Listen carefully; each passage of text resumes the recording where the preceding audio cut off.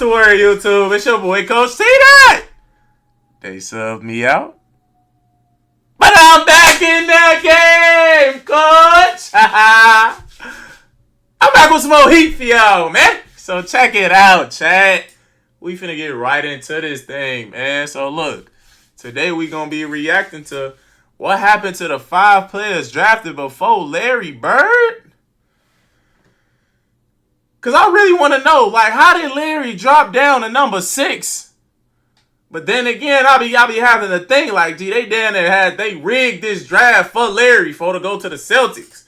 But then again, I don't know, I can't say that all the way. But that's what it be looking like, G. Cause I looked up the niggas that got drafted before Larry. Man, we just gonna get right into the video for all my new viewers. I don't fake none of my reactions. All my reactions are live. And we gonna watch this shit together. Alright? But look, man. If this is y'all first time ever seeing a video of Coach TDOT, before we get into this thing, I've been in the game all day, Coach. I'm tired. I need a sub, Coach. Please, can you do me that solid? Give me a sub or something, G. I'm too tired right now, man. I'm fucking been getting buckets. He ain't here. Getting it up. Get it going. All day. Just drop that sub, man. And we're going to get right into this thing. Y'all already know how we coming. Without further ado, nigga. Hey, let's make Larry Bird. Fake in the middle. Bird a runner. Yes. Make sure y'all like the video. Let's do it. Double fake. Jumper. It's good. Let's see who these other 5 bums is that they drafted over The there. game. Bird. Yeah! Oh, Bird along the baseline. Underneath to Maxwell. Tiny to Bird. Behind the back to Parrott. Does to Lambier. Stolen by Bird on the cut to DJ. Yeah! One of the greatest NBA players ever, frequently ranked by ESPN as a top 5 small forward of all time, wasn't even in the top 5 of his own draft class. That's a lower draft number than guys like Greg Oden, Anthony Bennett, and this dude. No, obviously none of the players in Larry's draft had a Hall of Fame career like him, but they had remarkable careers in their own right. One was the first player ever banned by the NBA, and another turned out to be the father of one of the greatest NBA shooters ever. Here's their crazy story. The number 1 pick in the 1978 draft was Michael Sweetbells Thompson, the first ever international number 1 pick. At 6'10", Michael was a solid power forward who played 7 seasons in Portland. His best season came in 1981 when he averaged 20 points, 11 rebounds, and 3 assists. Michael played half a season with the Spurs before being traded to the Lakers in February of 1987.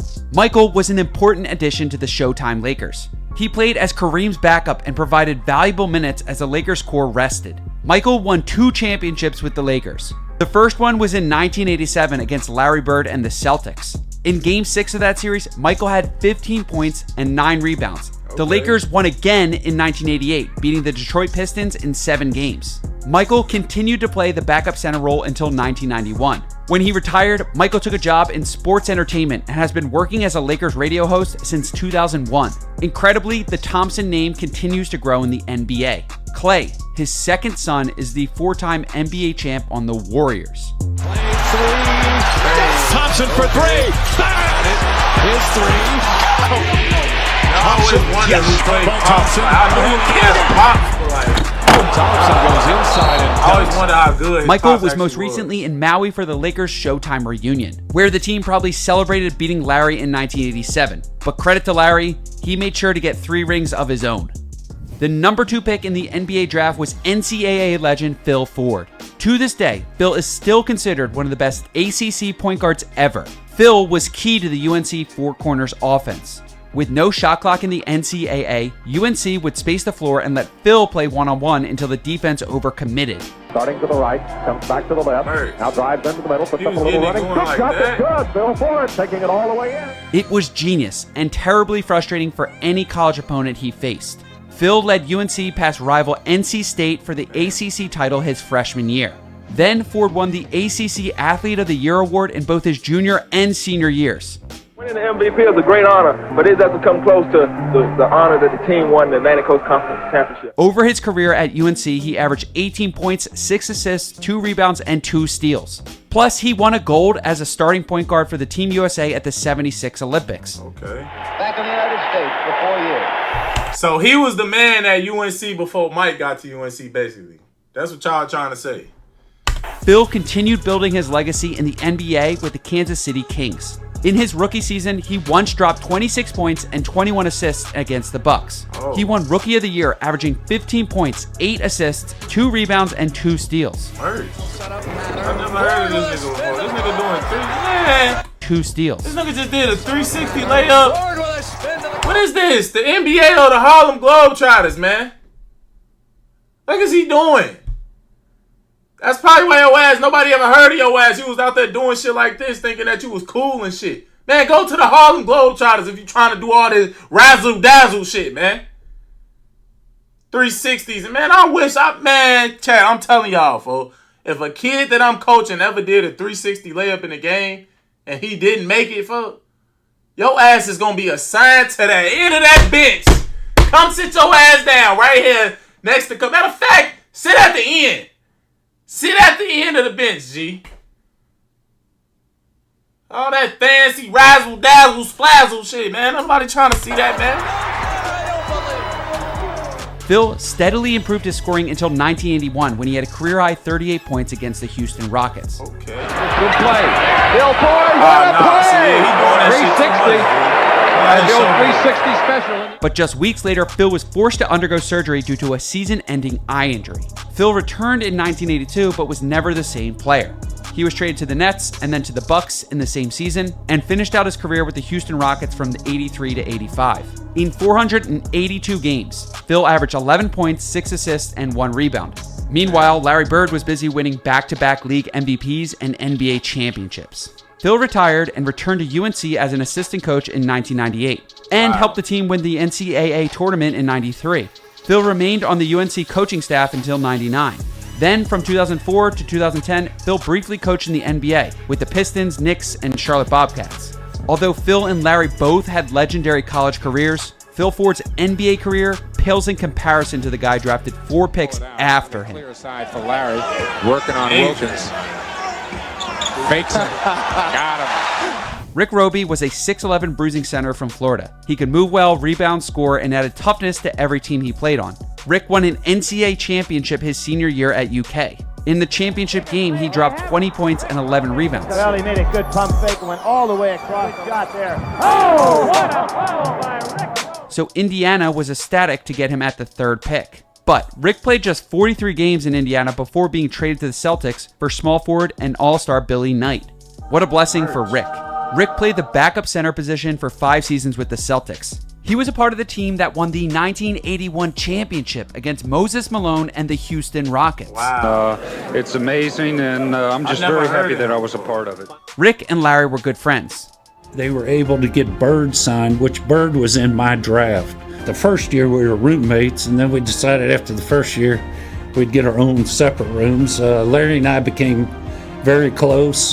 He, without a doubt, the greatest player I ever played with. But Rick was traded to Phoenix in 1983 and missed the prime of Larry's NBA dominance. His role diminished and Rick retired in 1986. He played 493 games and averaged 7 points and 4 rebounds. Hey, Chad, niggas used to be retiring early as hell back in the day. He only played when he got drafted in 79. Bro, retired in 86. Bro, I'm telling y'all, like, I don't know what it was, but niggas just did not, like, love. It's either it could have been a multitude of things, bro. But to retire that early, and I don't know how old he was when he retired, but let's just say he played all 4 years of college. So he was probably 22 when he got drafted, 79, and he played all the way to 86. So 79, 80, he'd be 23, 81, 24, 82, 25, 84, 83, 26, 84. He was probably like 27, 28 when he retired, bro. My math is off right now, Chad. I ain't that good at math. I'm going to just be real with y'all, folks. But the nigga was like 27, 28 when he retired, man. But let's see what else they talking about. He played 493 games and averaged 7 points and 4 rebounds. In the 90s, he became a successful real estate agent in Kentucky and still works in the industry to this day. Okay. This summer when I'm in Kentucky, I'm going to go by the governor's house and show him this world championship ring. And the fourth pick, Michael Ray Richardson, was supposed to be New York's next Walt Frazier. Fourth pick, Michael Ray Richardson, was supposed to be New York's next Walt Frazier, who, if you're unaware, is one of the 50 greatest players of all time. Like Walt, Michael could create his own shot, pass, rebound, and play lockdown perimeter defense. For a brief period of his career, Michael was in a tier just below Hall of Famer point guards like Isaiah Thomas and Magic Johnson. Michael Ray was a guy who played just like I played. Every time I saw him, he went right at me. In his second season with the Knicks, Michael averaged 15 points, 10 assists, 6 rebounds, and 3 steals. 3 seconds to go right now. Richardson, let's fly. Hits! He became the third player in NBA history to lead the league in both assists and steals. He made the All-Star team every year after his rookie season with the Knicks, too. In 1982, he was traded to the Warriors in exchange for Bernard King, but played just 33 games before being traded to the New Jersey Nets. During this time, Michael was dealing with substance abuse and his career started to take a downward turn. In 1984, Michael submitted himself to rehab and played only 48 games with his new team. But then, in 1980, Michael played just 33 games. In 1982, he was traded to the Warriors in exchange for Bernard King, but played just 33 games before being traded to the New Jersey Nets. During this time, Michael was dealing with substance abuse and his career started to take a downward turn. In 1984, Michael submitted himself to rehab and played only 48 games with his new team.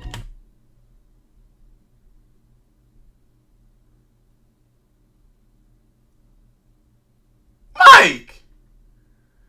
Man, don't mean to tell me you was off that booger sugar!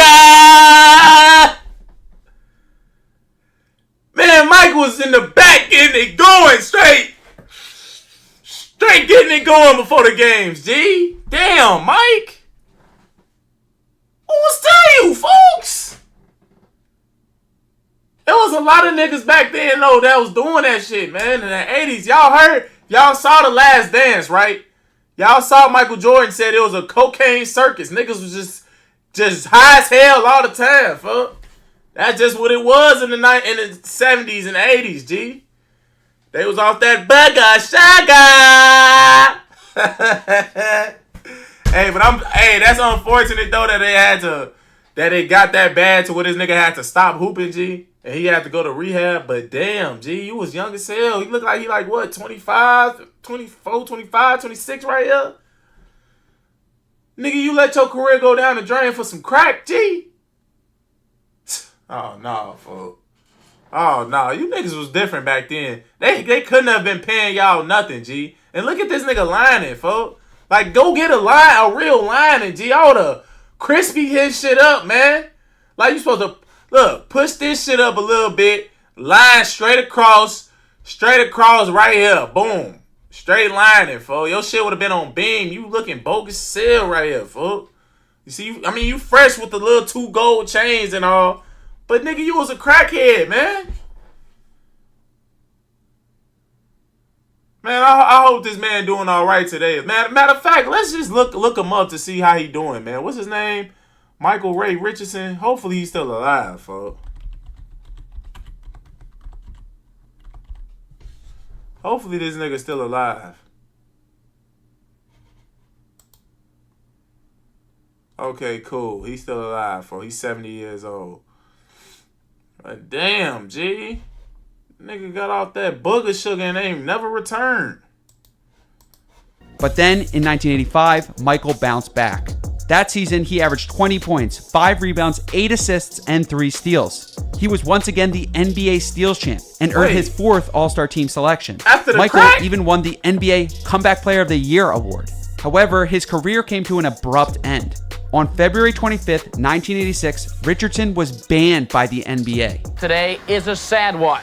Michael Ray Richardson of the New Jersey Nets has been dismissed from the NBA under terms of the anti-drug agreement between the league and its player association. The moment crushed him.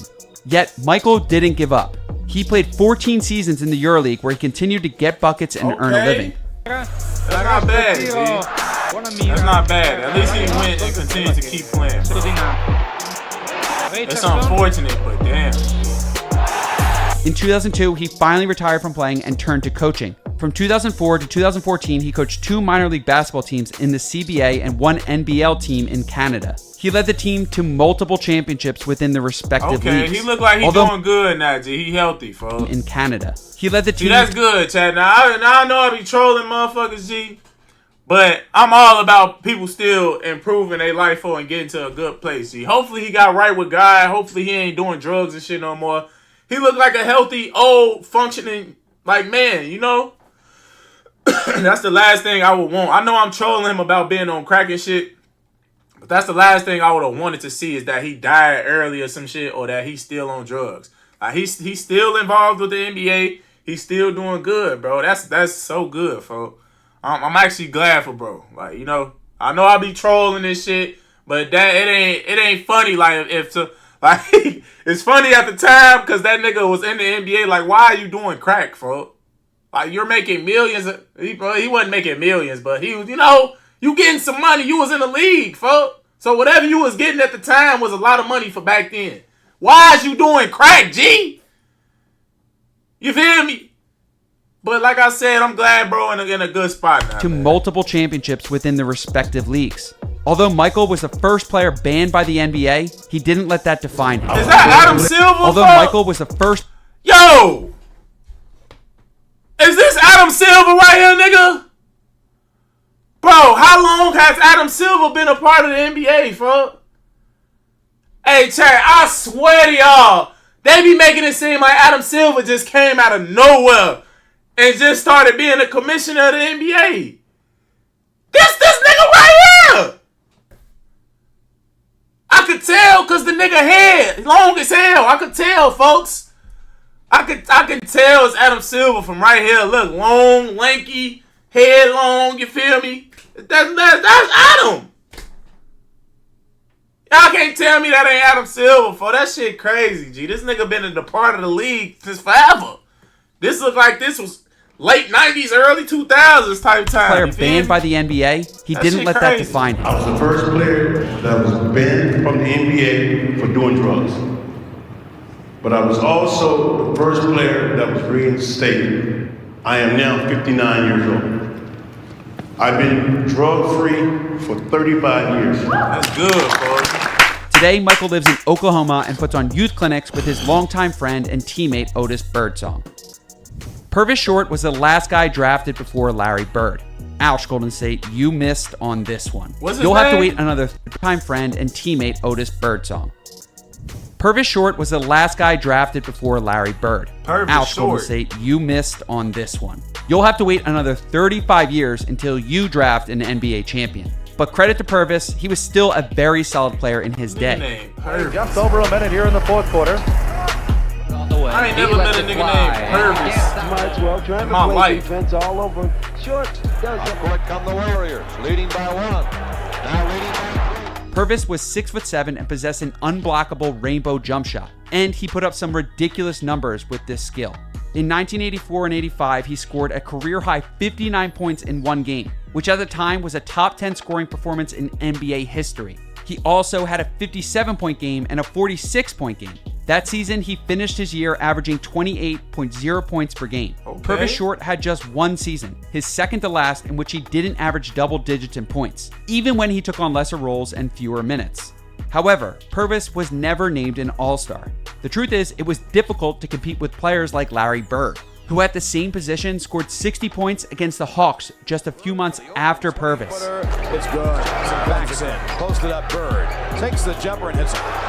14 seconds to get fouled. He hit the shot. Blazing. All-time blazing. Then in the same season, Larry averaged 28.7 points per game, along with 10 rebounds and 6 assists.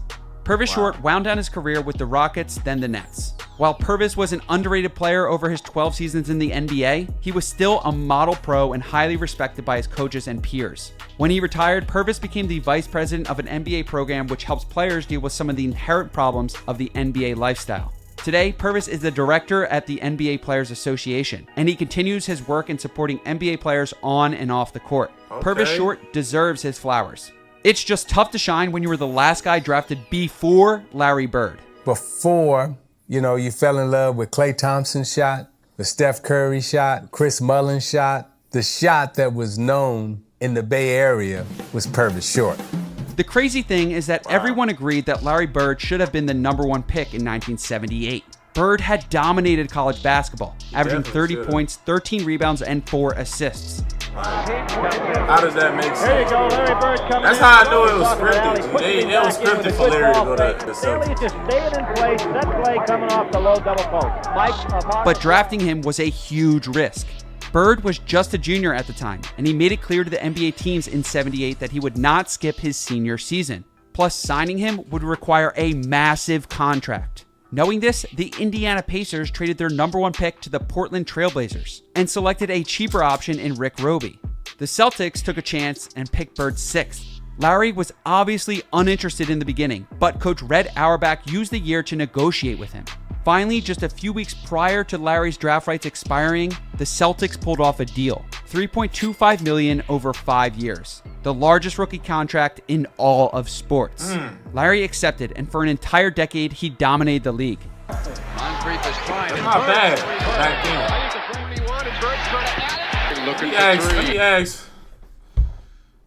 Let me ask ChatGPT what is that equivalent to? What is 3.25 million in 1979 equivalent to in today's numbers and money? I'm asking ChatGPT, y'all.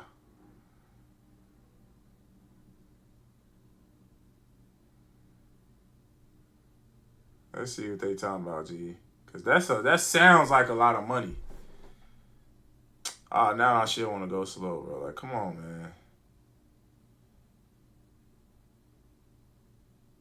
Bro, what the fuck? Why is this shit taking so long, bro?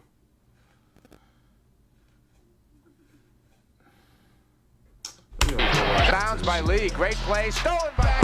Nate Archibald. Back to Bird. He wins championships, MVPs, and more first-team All-NBA awards than you can count. All right, so it says short answer: 3.25 million in 1979 is equivalent to 14 million in today's dollars. Damn. I mean, that's what the top picks is getting nowadays. Like, the top 5 picks is getting like 14 million over 3 years, I think. But they signed Larry for 5 years, so today's money is crazy. Niggas getting 14 million in 3 years, I think. I don't know, Chad. Hey, I gotta look it Larry up. redefined trash talk, like the time he told Xavier McDaniel that he was going to hit the game winner in his face. He said, I'm going to get it right here. I'm going to shoot it right in your face. 5, and Bird has the basketball.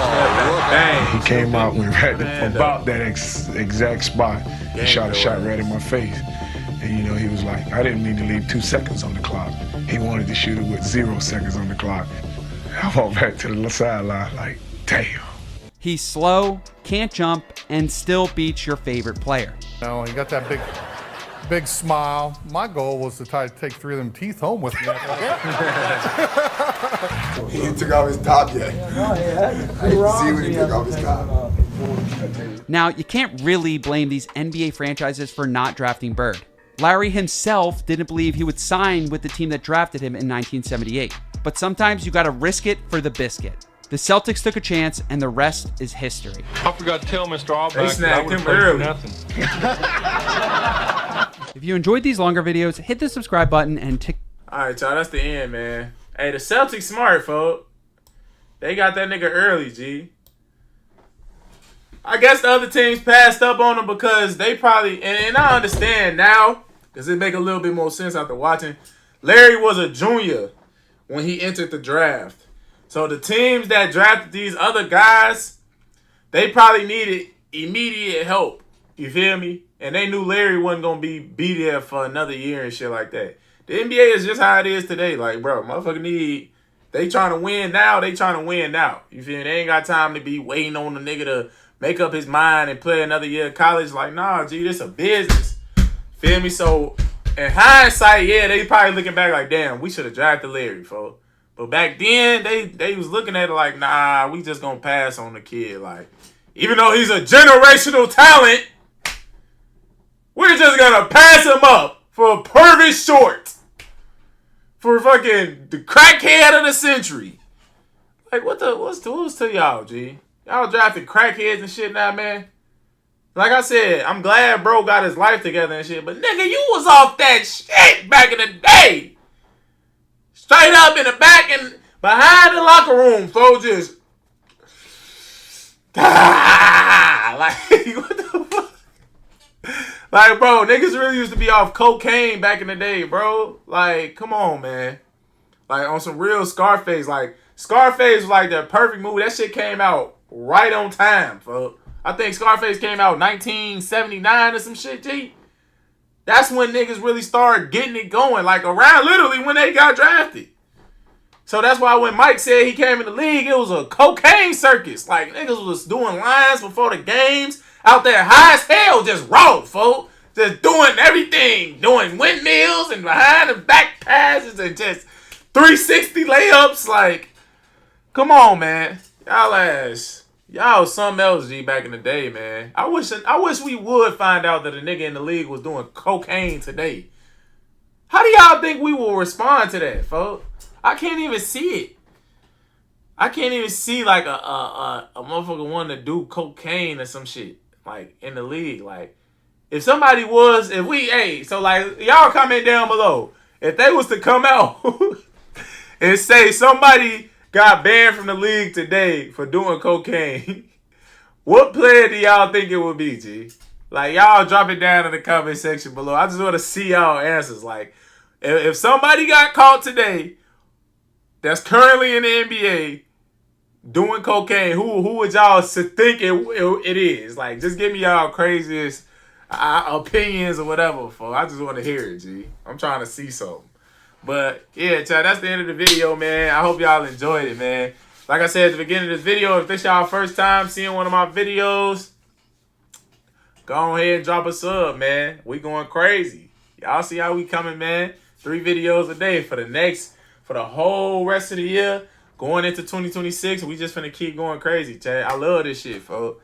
This shit be funny, like finding out new basketball stuff, like learning about the history of the game, like all them players. I told y'all, I did my research prior to kind of watching this video just to see who got drafted before Larry, because how is that possible that Larry dropped to number 6? So I'm just like, man, who is these niggas? The only one I knew was Klay Thompson pops. And that's only because of Klay. If it wasn't for Klay, his pops would be irrelevant as hell. So, like, bro. And then I looked at the rest of the list. Like, bro, there was literally nobody else on that list that I knew. And there was like 250 picks. Like, y'all niggas was letting anybody in the NBA back then. Crazy, bro. That's crazy, folks. But, man, that's the end, chat. Make sure y'all like, comment, subscribe to the channel if you're new. It's your boy, Coach TDOT. I'm up out of here. I love y'all.